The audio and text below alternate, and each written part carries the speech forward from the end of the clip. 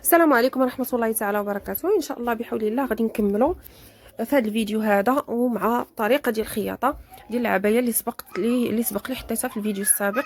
وريتكم الطريقه ديال التفصيل. دابا ان شاء الله طريقه ديال الخياطه. اذا اول حاجه غنبدا بها وهي هاد التبطين.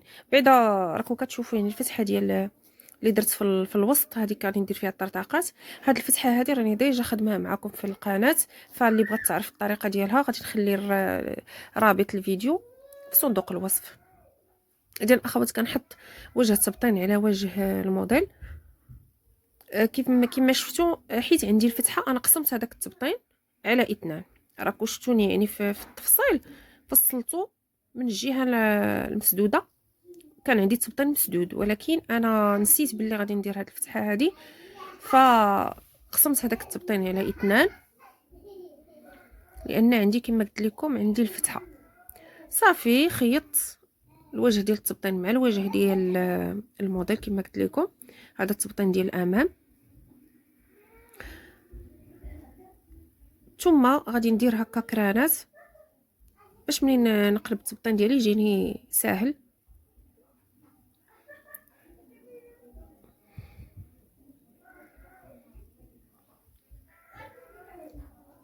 ومن بعد غادي نجيبو الجهه ديال الظهر وكنحطو الوجه على الوجه، وكناخدو التبطين ديالنا ديال الظهر وكنحطوه في الفوق وكنخيطو خياطه وحده. المهم اللي راهم كيتفرجوا يعني الفيديوهات ديالي راهم عارفين الطريقه اللي كنخدم بها انا التبطين. هكا كيجي مفيني، كتجي لا فينيسيون ديال الاكتاف، ما كتجيش يعني الخياطه من الداخل كتكون مفينيه بهذه الطريقه هذه اللي كتجي بسيطه بالنسبه للمبتدئين. هذه الطريقه كيفهموا فيها يعني كتجيهم سهله.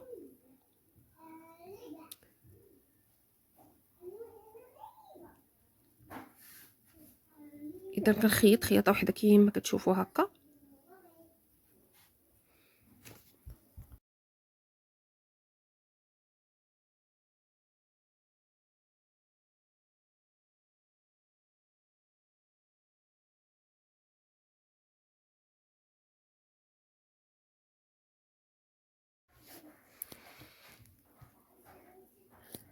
وغادي نكراني ايضا هاد الرقبه ديال الخلف، نقلبوا التبطين ونعاود ندير واحد الخياطه تثبيتيه من الفوق اولا سوربيكاج. نثبتوا بها التبطين ديالنا على بعد واحد نصف سنتيم اولا كاع ما كاملاش، ونخيطوا كامل على الدوره ديالنا ديال الرقبه الخلفيه والاماميه كامله. اللي وصلت هنايا تصلي على النبي صلى الله عليه وسلم، كتبوا لي تعليق الاخوات. اللهم صل وسلم وبارك على سيدنا محمد وعلى اله وصحبه اجمعين. سمحوا لي الا كتسمعوا شي صوت اخر في الفيديو، حيت راه راكم عارفين راه عندي اطفال صغار، ولا جيت نستنى حتى يكون الكالما الاخوات راه ما غاديش نحط فيديوهات ولا غنتعطل بزاف. ايوا هذا ما كان. دابا غادي نمشيو باش ناخذوا هذوك القطع، وغادي ندير لهم الكشكاشه. اذا كيفاش غادي ندير؟ انا غادي نوسع الغرزه في الماكينه. غادي ندير غرزه رقم 5 وغادي نبدا نخيطهم هكا كاملين. يعني غادي ندير واحد الخيط ليهم كاملين، ونعاود الخيط الثاني هكا باش منين نسحب يجوني هذوك الكشكاشات منتظمين حسن من خيط واحد. المهم نتوما شوفوا الطريقه اللي تناسبكم باش ديروا الكشكاشه. كاين اللي عندها صباط الكشكاشه، كاين اللي كدير غير البرا والخيط. المهم كتاخذوا جوج ديال الخيوط الفوق اولا لتحت وكتبداو تجروا. كتجروا هذوك الخيوط حتى كتحصلوا على كشكاشه، كتوزعوها بانتظام على القطعه ديالكم بحيث ان تجي يعني القطعه ديالكم قد المكان اللي بغيتو نتوما تخيطوا فيه. انا درت كشكاشه القطع كاملين، وزعت هذيك الكشكاشه، ودابا غادي نبدا نمونطي. اذا غادي ناخذ هنا القطعه الاولى اذا القطعه الاولى كندير الوجه على الوجه وكنقادها هنا من جهه الخياطه، يعني من جهه في الجانب كنخلي واحد 4 سنتيم بلا خياطه. هذيك حتى الا بغينا نقصوا العبايه او لا يعني ما كتجيناش، كتجينا سهله. ما كتجيش ديك الكشكشه في الجانب، ما كتجيناش يعني من الجوانب منفوخه. من الافضل من الجوانب تخليو دائما واحد 4 سنتيم بلا كشكشه وعاد تبداو. اذا انا قد ديت القطعه ديالي صافي، غادي ندوز الخياطه. المهم نتوما كتخيطوا، نتوما كتقادوا.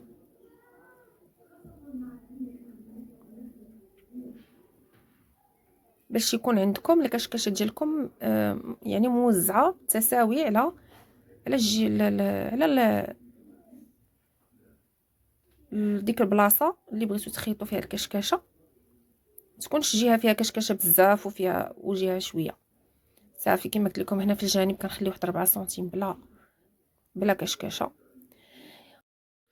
وصافي بنفس الطريقه غادي نخدم القطاع كامله. انا خدمت هنايا الجهه ديال الامام والجهه ديال الخلف، ساليت كلشي ودوزت السورجي. من بعد راه كترفعوا هذوك الزوائد للفوق وكتخيطوا خياطه من الفوق. صافي كتثبتوا بها هذوك زوائد الخياطه وكتثبتوا بها الكشكشه ديالكم وكتعطيو واحد الجماليه في الخياطه. دابا غادي نخيط الكميمات. هاد الجهه اللي درت فيها العلامه هي اللي كنخيط مع الجهه ديال مع جهه الامام. اذا كندير الوجه على الوجه وكنخيطوا الاكمام ديالنا عادي.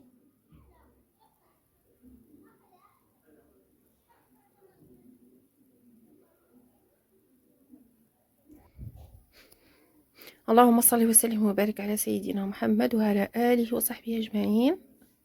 استغفر الله العظيم واتوب اليه. لا اله الا انت سبحانك اني كنت من الظالمين. دائما ذكروا الله الاخوات ملي تكونوا تخيطوا، ملي تكونوا تديروا اشغال البيت، خليو لسانكم رطب بذكر الله. شوفوا الاخوات، هنا غادي نمونطي دابا العبايه ديالي كامله. المهم راه بعض الخطوات راه كنقزهم حيت هذوك ساهلين بحال الكميم، يعني منين لصقتهم السورجي دوك المراحل راهم بساط، هادشي علاش كنقزهم. هنا بالنسبه للمونتاج كذلك صافي غادي يعني واحد النقطه منين تبغيو تمونطيو ركزوا ليا مع هذوك التقاطع ضروري خصكم كل تقطيعه ديروها مع اختها يعني في الجوانب. تاكدوا بان يكون عندكم دوك الخطوط نيشان متقابله والخدمه ديالكم تكون متقونه. اذا دابا من بعد ما مونطيت العبايه ديالي كامله غادي نمشيو للكميمات باش نركبوا لهم لاستيك. يعني حتى كنخيطوا عاد غادي نركبوا لاستيك، حيت لاستيك هنا ما غاديش نخيطوه لان الكم عندي كبير، فبطبيعه الحال هذاك الطريف ديال اللاستيك ما غاديش يقد لي هذا الكم كامل. اذا شنو غادي ندير؟ غادي نطوي واحد الكفه بحال هكا اللي غادي يكون العبار ديالها قد لاستيك. غادي نفوتو يعني العبار ديال اللاستيك بواحد المليمترات باش يدخل لنا لاستيك باريحيه. غادي ناخذوا العبار ديال اللاستيك على هكا على اليد ديالنا. المهم انا تقريبا هنا درت 21 سنتيمتر. يعني كتاخذوا العبار ديال اللاستيك وكديروا بحساب الخياطه، كتزيدوا 2 سنتيم ديال الخياطه. العرض ديال هاد اللاستيك راه ما كاملش 2 سنتيم، خاص واحد 2 مليمتر ولا 3 مليمتر باش يكمل 2 سنتيم. المهم نقول تقريبا واحد ونص اللي فيه. وبالتالي هنا غادي نخلي 2 سنتيم، غادي نخلي 2 سنتيم بلا السورجي. غادي نخلي واحد 2 سنتيم باش منين ندخل لاستيك يجيني نيشان، ما يجينيش داك لاستيك مطوي في الداخل. صافي اذا غادي نحدد انا 2 سنتيم هنايا وغادي نخيط على السورجي نيشان. غادي ندور بالخياطه كامل على الكم ديالي. كنخلي واحد الفتيحه صغيره باش كندخل هذاك لاستيك. يعني ملي كنسالي لكم في البلاصه فين بديت قبل منها واحد شويه كنخلي واحد الفتيحه صغيره، واحد السنتيم ولا سنتيم ونص، باش غادي ندخل هذاك لاستيك.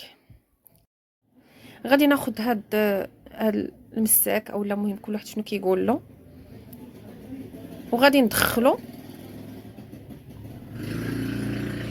يعني بحال هكا. كندخل يعني بحال كما كديروا للسروال، يعني عادي كتدخلوا لاستيك ديالكم.